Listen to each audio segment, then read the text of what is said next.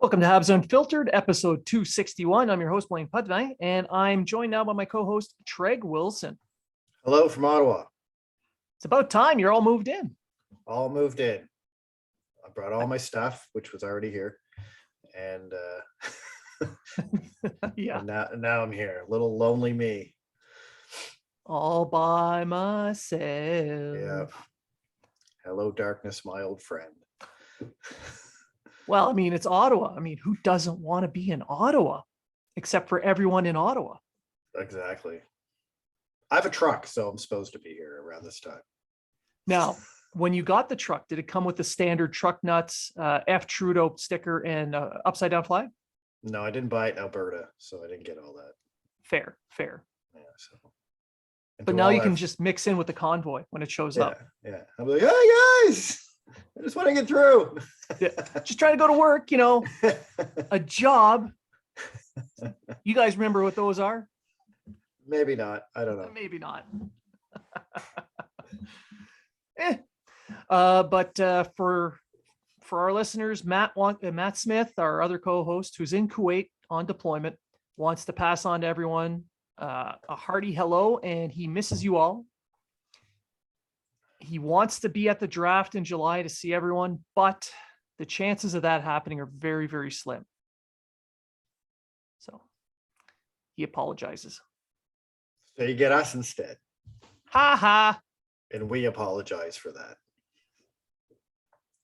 Well, the good news is when you do meet up with us at the draft party at McLean's on the Saturday after the draft, you're at a bar so you can drink enough to forget you met us.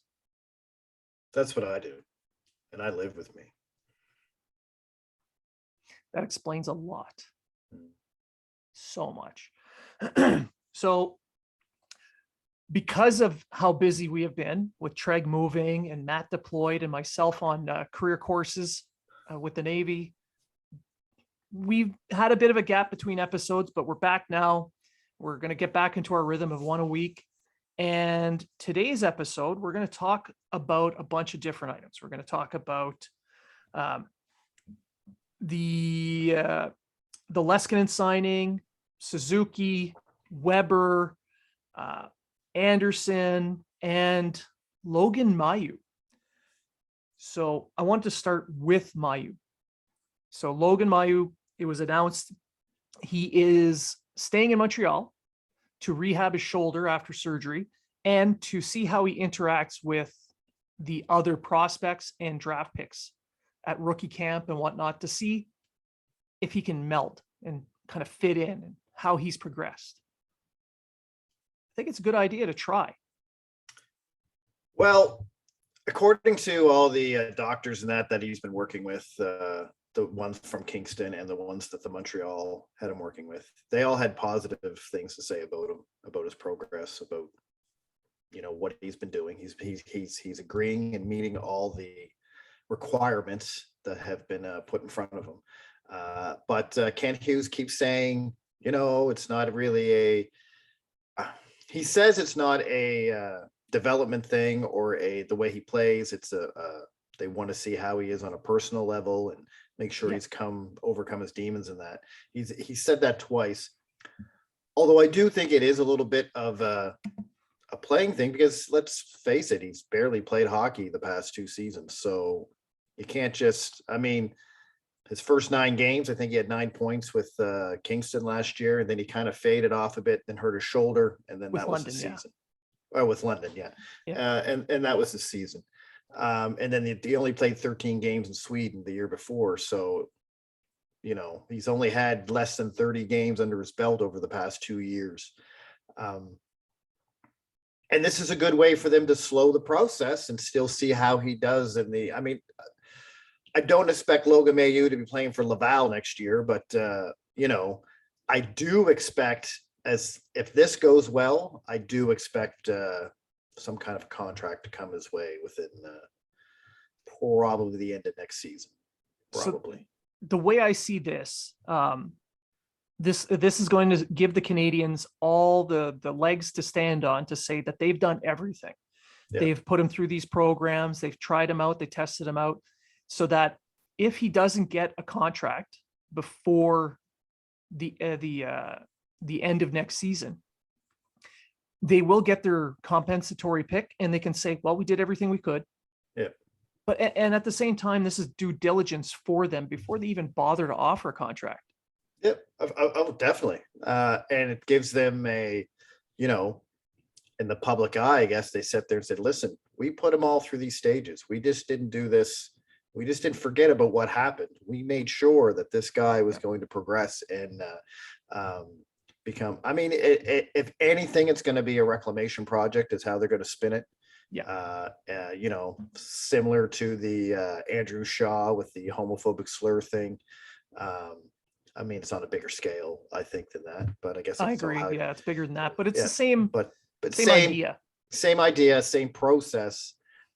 Just Logan has a lot more to overcome and a lot more to prove than what Andrew Shaw had to do.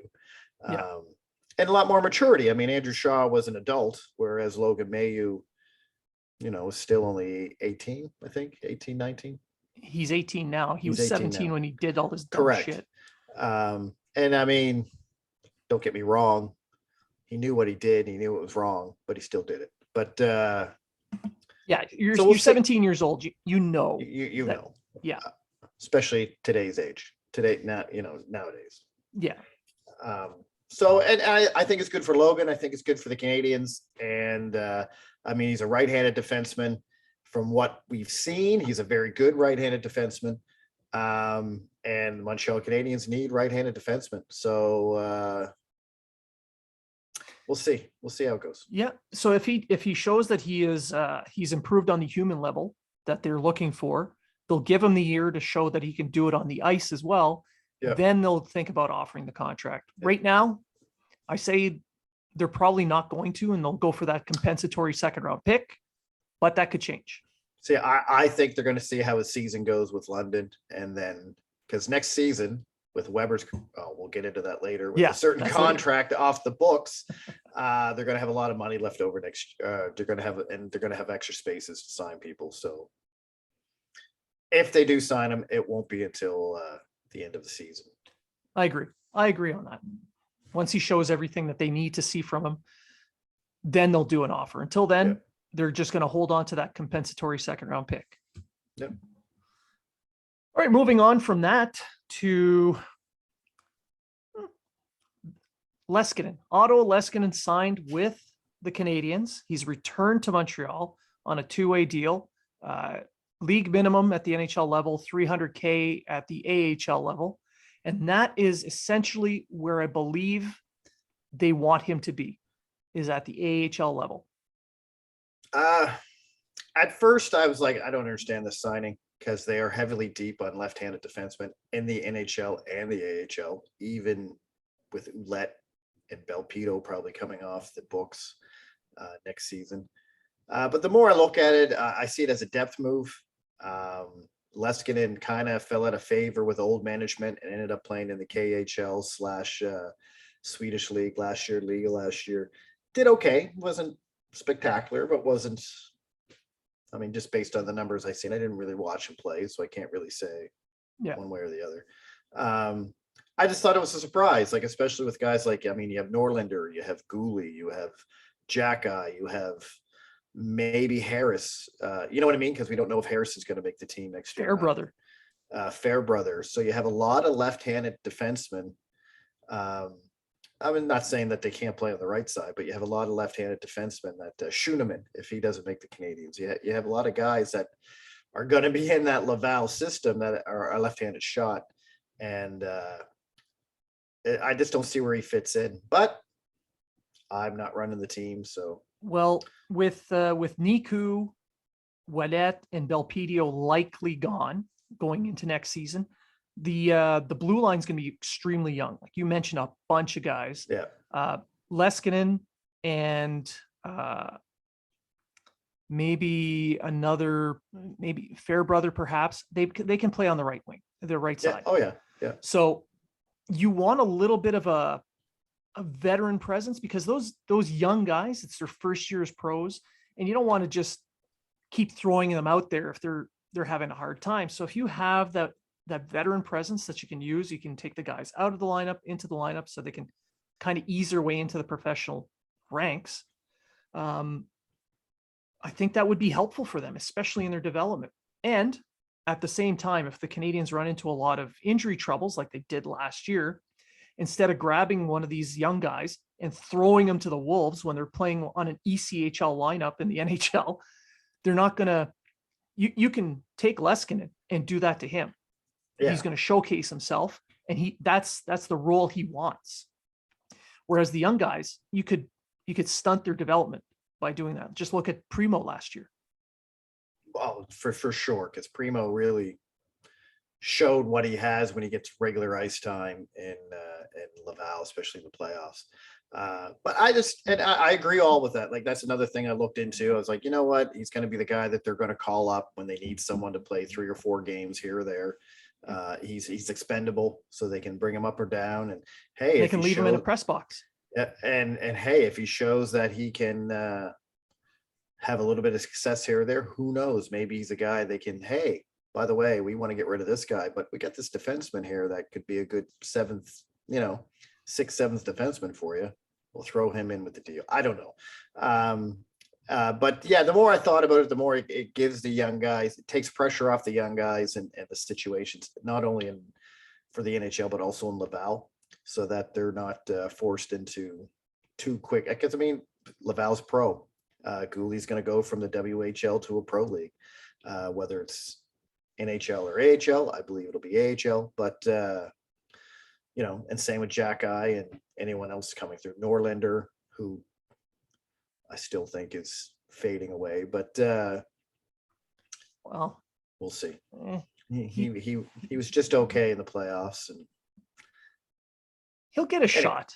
He'll get a shot, and then, like you said, Harris is involved in that mix as well. And I know there's a lot of people are wondering, well, you're going to stunt these young players' growth. You're going to block their progression, but you have to look at the long game. Look by the end of this season. The next trade deadline is going to be coming up. And let's be honest, this team is not going to be in the mix for the playoffs. So come trade deadline next year, maybe he wants to move a defenseman like, say, an Edmondson for a pretty good return. Yeah. If that happens, Otto Leskinen can be called up, and he can play him if he wants, or he can leave him in a press box and just let him sit there. It doesn't matter to the Canadians in the long term. Now, I know there's a lot of people who think Harris and Goulet are going to make the team off the bat. Harris does have a chance because I thought he played well last year for the Canadians. However, if the Canadians are being honest with the way they want to properly develop their players, then I think doing that, especially with the gluttony of left-handers they have in the NHL. I mean, you have Romanov, Edmondson. I'm having a brain fart. Romanov, Schooneman, Harris. I do believe Schooneman or Harris are going to make the Montreal Canadiens, but and then on the right side you have Weidman and Savard and for now Petrie, and Barron. And I believe Barron's going to make the team too. So yeah, it'll be interesting, and that gives growth for Goulet and Jack Eye, anyone else coming up through the system that needs time to develop. Schooneman can be that guy that goes into the press box and comes out whatever Harris needs a break. Because I mean, let's be honest, Harris is probably going to do what he did last year, play on the third pairing with Weidman or whatever. And I mean, I don't see too many changes except if Petrie goes. I don't know who's going to replace him, but yeah, and that's a different story. Yeah, and we don't know what's going to happen through the summer either. Like Petrie could stay. Who knows? Yeah, or maybe Hughes decides to trade 3 defensemen in the offseason. Like, we just don't know. Like, it depends on he knows who's been calling him, so he's prepping himself for all these different eventualities. Oh, he's been getting calls. Oh, he's been getting calls all right. I've called him every day, but he doesn't answer. He never answers. He's never going to be part of the bicep club if he doesn't answer my call. But did that restraining order kick in yet, or no? That's still on Bergeron. Oh, okay. That's why you moved to LA. Yeah. You moving to Ottawa, it was just way too close. Yeah. He's Um, terrified of that arm wrestling challenge. Before we move on to the next item, I wanted to talk a little bit more about Laval and their playoff run. They had a pretty good go there. And when we do watch what they've done, Primo was really good. They were a veteran club that kind of played above their heads a little bit. They were very well coached, but Primo was the linchpin of that whole playoff run.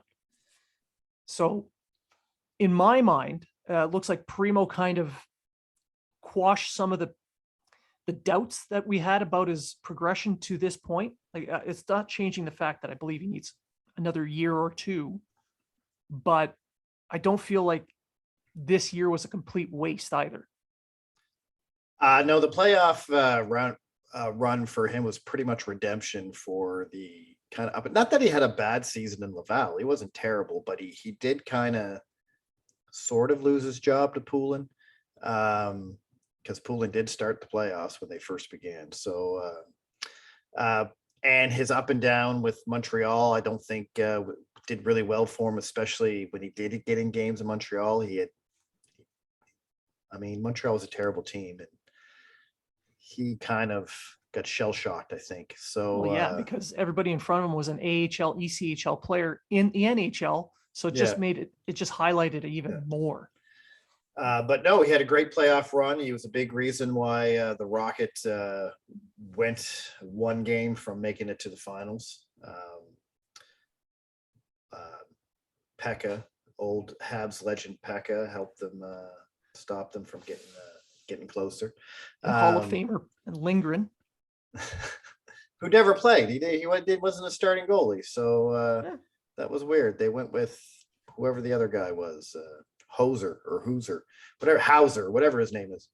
But yeah, so that was weird. I guess Linger was still looking for his jock strap at the Bell Center. So yeah. But I did like the play of Ylonen and Harvey Pinard. Those two showed that they're right there. I think Ylonen is showing that he's an NHL ready player, and Harvey Pinard, he's right there. Depending on the moves they make this offseason, Montreal, I think that will open the door for Ylonen. I think Ylonen is a step ahead of Harvey Pinard because I think he's more. I think he's more in the plans. Nothing against Harvey Pinard, but I think Yolonen's more in there. He could be a top 6 winger for us. So could be. I think he's a third line. I think he's a third line NHL winger, but yeah, like a better offensive but lesser defensive style of Lehkonen. Yes. He has that shot though. He has that shot that could, some guys might say, let's put him on our second line just to see if we can get that shot away. So I think depending on the moves that are made this offseason, and I do believe there are going to be more moves. Hughes has hinted at it by saying there's going to be more moves. There's going to be more moves. So massive hint. Yeah. Right on the arm. So depending on who's moved, could be the door's going to open for either one of them, or at least Ylonen. I think Ylonen is just a little bit ahead of Harvey Pinard in the. But Martel had a great playoffs too. Although I think Martel is one of those career AHL players. I don't see him really making an impact or going to the NHL. But him staying with Laval next year, hopefully, that would be very helpful for the young guys that are going to be coming up. For sure. I mean, I was fortunate to be at the playoff game where he scored the 4 goals. That was against Rochester. Rochester, right? So it was an incredible game. So he's going to be that. He's going to be that career AHL guy, I think, but he's going to be that guy that's going to help the young kids as they come along and play for the team. And he's really going to provide good leadership and good experience for the young guys. Yeah, and those are the types of players that the Canadians really need to start keeping around the organization. You don't need a whole whack load of these guys, but these veteran AHL types who know their role, who know that they probably aren't going to get a call up, but maybe one game here and there. But for the most part, they just play in Laval, and it helps that Martel's a local as well. So you get guys like that who are good pros. The young guys come up, they can kind of mentor them. And at each step of their development, they have a leadership cadre that they can emulate. I mean, and you have like a lot of young guys coming there. You had Joshua Waugh just signed. He actually got into a couple playoff games. You got Condati. Is that how you say it? Condata, they just signed as a free agent. Condata. He scored a couple goals in the playoffs for Laval. You have Heskinen, the guy, or the guy they got from Calgary Heineman. there, Heineman. He's been injured, so he didn't get a chance to play, but he's coming in there. You have Myshak that's going to be coming in next season. So you have a lot of, again, Laval's going to be a very young team. We said about the defense, but even their offense is going to be a very young team next year. And you're going to need the guys like Martel and Belzile and all these guys to bring them along. And that's kind of what, and even Harvey Pinard at that point will be kind of a bit of a veteran leader with Laval. But again, I think he's going to be the guy that's going to bounce back and forth with the NHL due to injuries and stuff like that. Yeah. So like this is I believe this is the crest of that wave that's starting to come in with all those draft picks that the Canadians had over the last few years. They're just now starting to get into the pro ranks, and we're starting to see all these prospects kind of wash their way in. Yeah. And it'll be interesting to see how Joshua Waugh progresses as a pro after its stellar season in the Q. I like to see where he ends up. Well, more than likely he's going to be back in the queue next year. As an 18-year-old, he's not old enough to play in the AHL full time. So you either make the NHL or you go back to junior. And let's be honest, he's better off in junior. Same as Kidney. He is.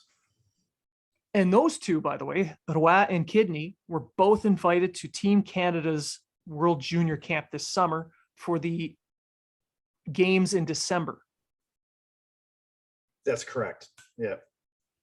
So that kind of bodes well for them. It shows that they've progressed well, and that now that they're in Canada's sights. Actually, Joshua Wall will be 19 before the season starts. He'll be 19 in there you go. Yeah. I just had to look that up. But that he's still too young to move in. Same as Kidney. He can't play 19 in the AHL? 20. Oh, he got to be 20. Okay. Yeah. All right. Now, speaking of youth, in Montreal, Suzuki and Caulfield have decided to stay in Montreal for the summer to do their training, and from everything I've seen, to do kind of like a press junket as well. So Suzuki is staying the full summer, and I think Caulfield should stay until after the draft, I believe, or August. One of those. He's not staying the full summer, but they're both kind of doing the PR stuff and going around and visiting different places and getting the Photoshops done. And especially with Nick Suzuki, he's been doing that all summer, and he's agreed to stay all summer and continue doing that. So that tells me that maybe the organization is leaning towards making Nick Suzuki a bit of the face of the franchise, where Price is now on the back burner with his injuries and stuff like that. And a certain old man has been moved on from the organization. And so to me, I think that I believe that this kind of is making me believe that Suzuki could be the next captain of the Canadians. Yeah, it does kind of, it does have that smell to it. I know he's young, and I know a lot of people would rather have a stopgap measure of a captain, say like a Joel Edmondson or Brendan Gallagher, but it does kind of, everything that's going on does kind of point to Suzuki being the guy. I mean, I think personally, I like a long-term captain. I don't like this captain for a year, especially with an organization like Montreal, who had such historic captains who were their captains forever. Bob Gainey, Jean Beliveau, all these guys who wore the C forever. Koivu. People are kind of, And I remember back in the 90s when you had every year you had a new captain because you were trading away with your Turgeon and your Keane and your Danfus. And I don't think people, especially in Montreal, really care for the short-term captain. I think they'd rather a long-term guy. And Nick Suzuki fits the bill. He signed for 8 years. He's young. He's exciting. He's him and Caulfield, the two guys everyone talks about. But does he have the leadership skills? That's what you got to look at. It looks to be, he already has an A on his sweater. He does have that. He does hold himself as a professional. So does he need help? Absolutely. If he's given the C, he definitely needs to be surrounded, but it's not unheard of in the NHL to have a 22, 23-year-old take. No, many teams have done it. Many teams have,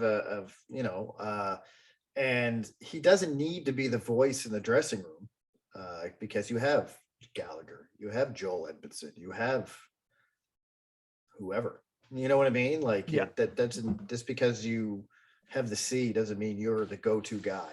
You're just the face of you're just the face of the team at that point. You're just the bona fide picked leader of the team, basically.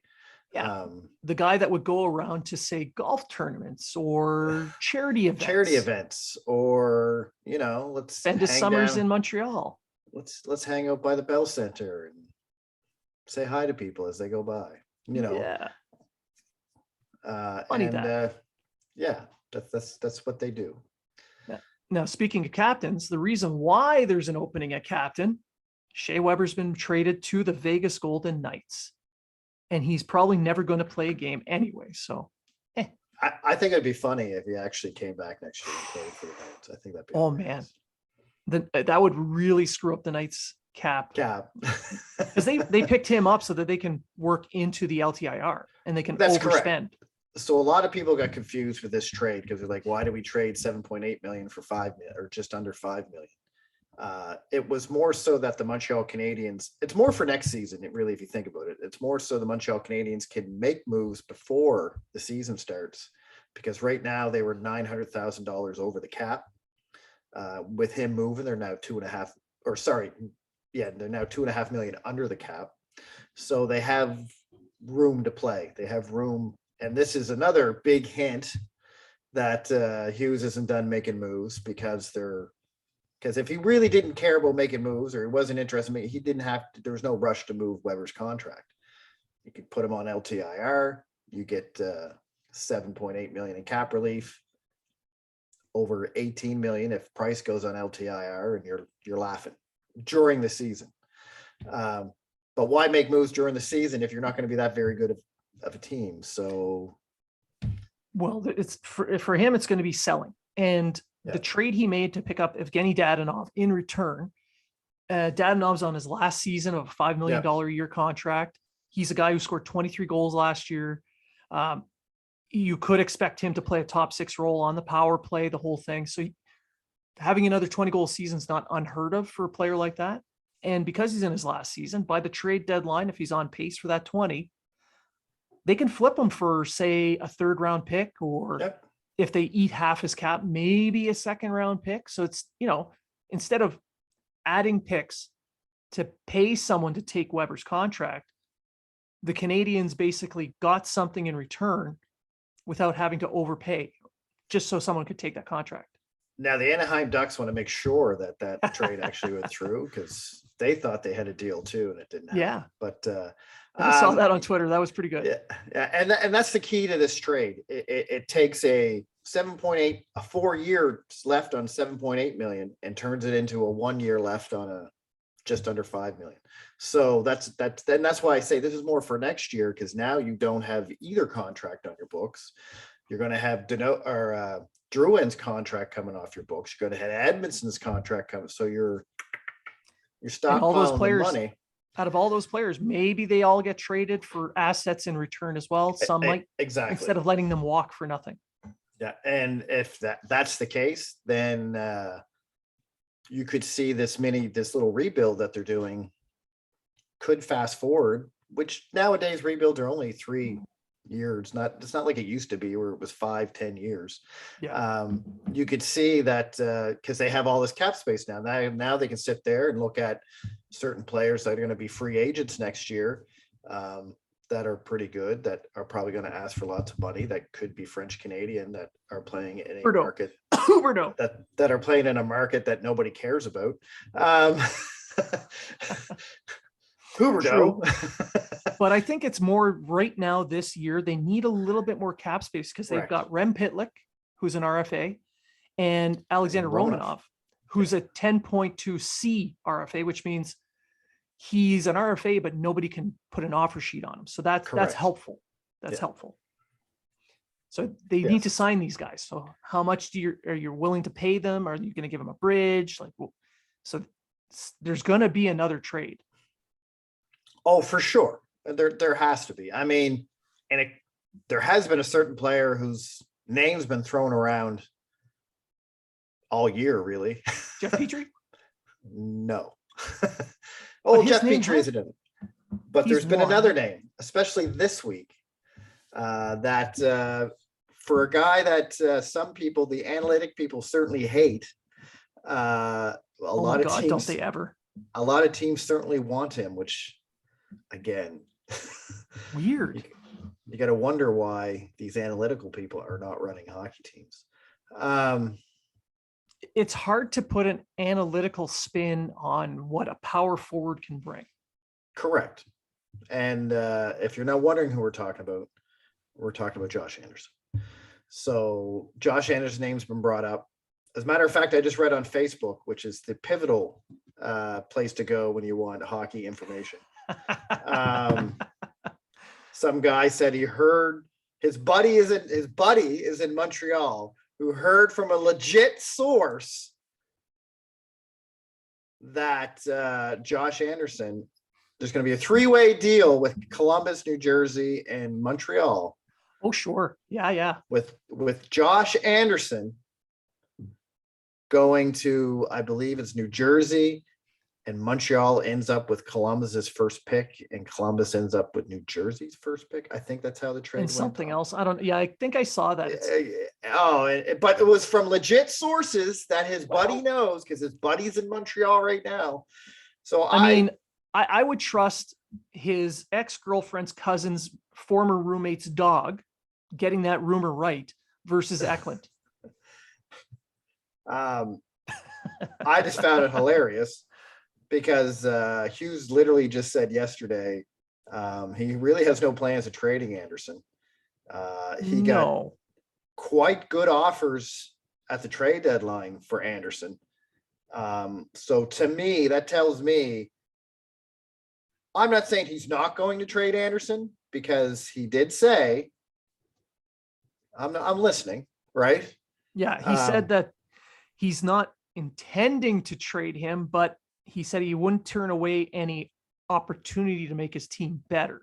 Correct. But how do you make your team better when you get rid of the one guy that the team actually needs in hopes that you develop a guy to be the guy that you just got rid of?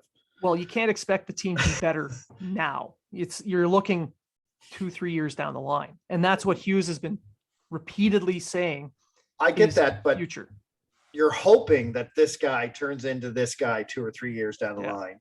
When I have this guy right now and he's still going to be here 2 or 3 years down the line. I think that the math on that is more, Anderson's 28 right now.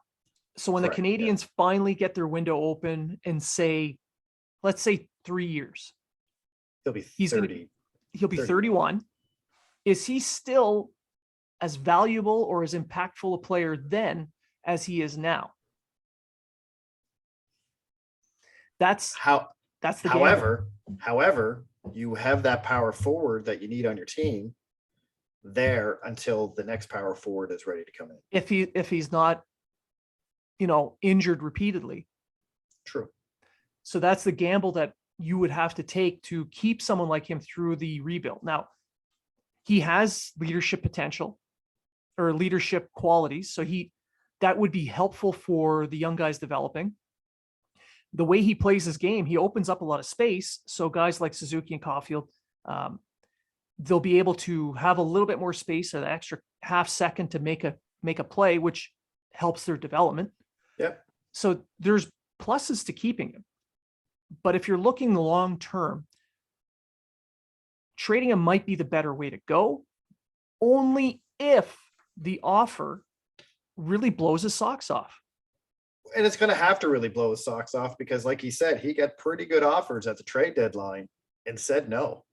So, and he has said before he sees Anderson as part of this team. So I think Anderson's one of those players where some team's going to have to massively overpay in order for the Canadians to let go of him. But I see your point. I absolutely see your point. Yeah. As of Anderson's one of those guys you need on a team that's ready to contend almost now. Or right now. And the Montreal Canadiens are, but then again, are Gordon and Hughes thinking they're 5 years away or only 2 years away? And that's the thing. We don't know for sure. Right? Like, look at the Rangers. The Rangers turned their team around in what? Less than 3 years. Now, I've seen a few rumors floating around about what the value is. You talked about the one on Facebook, which clearly will never happen. But I saw one that was... But it's from a legit source. Sure. Yeah, absolutely. But the one I saw here is from Sam Rosen, who covers the Islanders. He mentioned Beauvillier and the 13th overall pick. And to me, that sounds kind of realistic in what would have an offer been. Not that Hughes would take that, but I'm just saying that sounds like an offer that makes sense. Is that worth it to the Canadians? I mean, it depends who's on 13th, because Beauvillier, the local kid, he can fill that wing spot for a couple of years. His contract's up, he's less money. But if at that 13th pick, you got someone like, I don't know, Cutter Gauthier available, who's a power forward to be, or a Connor Geekie, who's another power forward, maybe they look at that and say, okay, well, our window's in 3 years. These guys will be ready then. Beauvillier still be around as a veteran by then. Okay. The only thing I find with power forward prospects is they're very hit or miss, and it takes time, and they're very hit or miss. If you don't develop them properly, Michael McCarron, for example, if you don't develop them properly, they don't turn out. That's right. At all. Right. And they don't have to be at top of the draft either, because Anderson was a 4th round pick. Nope. I personally, I think most of your power forwards are in the lower part of the draft anyway, because they're not flashy. A power forward's not, he's north-south. He uses his speed and size to put the puck on the net and put it in the net. And power forwards are streaky, just like Anderson, right? Like they'll be hot for 4 or 5 games and cold for 10. But that's just the way a power forward works. But during those 10 that they're not producing, they're still forechecking. They're still getting pucks. They're still doing their job. Yeah, they're still doing their job. The only issue I have with Anderson is his passing is very subpar, and that's he what passes. Hurts, but that's what hurts them on the line with Suzuki and Caulfield, because True. they need their power forward to be able to. They need a Max Pacioretty type player with the Josh Anderson power forward skill set. Yeah, that's what they need. Yeah. Like Grant McKaig's favorite guy, Slavoski, who's on some recent drafts I've seen have dropped to 3. Just throwing that out there. I've seen him at 6 on a couple. Yeah. So he don't get me wrong, top 6 player. He's going to make the NHL. He's going to be a top 6 player. Yep. He's going to, he's going to score goals. He's going to get points. He's going to be a good NHL player. But he doesn't pass. From what I've read and from what I've seen, he likes to keep the puck. So he's basically a Josh Anderson clone. So Montreal picking him up could do what you say. You know what I mean? We got this guy. We can get rid of him. But you still can't get rid of Anderson, because even though this guy at 6'4" can probably step in the NHL, is he going to be ready for the NHL? That's the question. Well, right? Do you really care if they are this year? Like, if he's able to play this year, sure. You don't care where the team finishes. You just want to be competitive. But you also don't want to stunt his development. True. That's what I'm saying. And, right. and that's the biggest part right there. And that's the biggest part. So, but then again, if he's just an Anderson clone, why are we drafting him when we don't need him right now? You know what I mean? Like, I mean, I'm just trying to throw it out there. Like, yeah, if you could use Anderson to trade up to get him, I think that fits with the basic age group of the core that they have. So that would be the only reasoning behind. But would they want to do that? If say they picked Shane Wright first overall, I'm just throwing it out there. Some name that I'll just throw out some name that they're probably never going to pick. Shane Wright. Random name. So say they pick Shane Wright. Do you want to trade up to try to get a winger, or do you want to trade up to try to get one of the right-handed defensemen? See that for me, you trade up and try to get Nemec or Jiricek. Yeah. Because you need right-handed defensemen. And them two are probably going to be some of the very good defensemen. Like, and they're expected as well to be top pairing defensemen. And correct. that's something the Canadians do need. I think that would be more impactful than a winger. Trading up and then getting, don't get me wrong, if they get Wright and Soloski, great. Good job. However, if they got Wright and say Nemec, perfect. Then you just won the draft. You basically just won the draft. Yeah. Just you could trade the rest of your picks away and walk away from the table. May have to just to get to that point, to get to a year or second. But if you can get a first round pick, if you can get a top 10 first round pick with an Anderson, I trade him. Of course, depending on the player. Where that you're, yeah. I mean, like I say, if you have a chance to get Jiricek or Nemec with trading Anderson, I'd do it in a heartbeat. I agree that would probably be the more impactful move to make, because like you said, they need those types of defensemen. And if you have a defenseman who plays 25 to 30 minutes a game that moves the puck like those guys, that would have a much larger effect overall than a power forward who plays 17 minutes. Yeah. And I mean, your offense starts with the defense. So that's right. If you don't, in Montreal's issues, they don't have that defenseman that can jumpstart the offense. Sorry, Petrie, but you're hit or miss when it comes to that. So he's more a puck carrier than a puck distributor. Correct. Yeah. And they need a guy who can get the puck out of the defensive zone, bring it into the offensive zone, set up the play or the cycle or whatever, and then get it going. But I'm going to go back to it. Hughes has said that it's going to be a busy summer. So I fully expect to see a couple more trades happen. And one of them might even be on the draft floor. Like Anderson, for instance, might be that guy they move on the draft floor. I'm looking at Jeff Petrie. I think Jeff Petrie is the guy they move on the draft floor, but might be the week before. I remember being at a draft that we thought Pacioretty was going to get moved on the draft floor. And he was, but then he wasn't. Kind of was, but then he said, no, I don't want to go there. And then and then LA was SOL. Yeah. So but right. I wouldn't be shocked if anyone's traded, to be honest with you. With this new management team, I wouldn't be shocked. Outside of the youth core. I mean, of the veterans or like Anderson, Price, anyone, Petrie, Edmondson, anyone like that, it wouldn't shock me if they were moved. And I mean, Suzuki, Caulfield, and Romanov, I can see them being traded for, like if someone calls, like Holland calls and says, hey, I'm going to give you Draisaitl, but I need this. Okay. Yeah. All right. I want Romanov, Caulfield, and Anderson. Done. Not that it's ever going to happen, but I would do that trade. And then Draisaitl becomes a bum in Montreal and everyone hates him. It's just how it works. And to finish off the show, there's one other player who's hanging out in Montreal that the Canadiens fans are dying to see, and that's PK Subban. Is he there for the children's charity, hospital charity thing? There, for a couple of weeks anyway. He's going to do his training. He's going to do a little bit of charity work. And I know a lot of people want him signed again.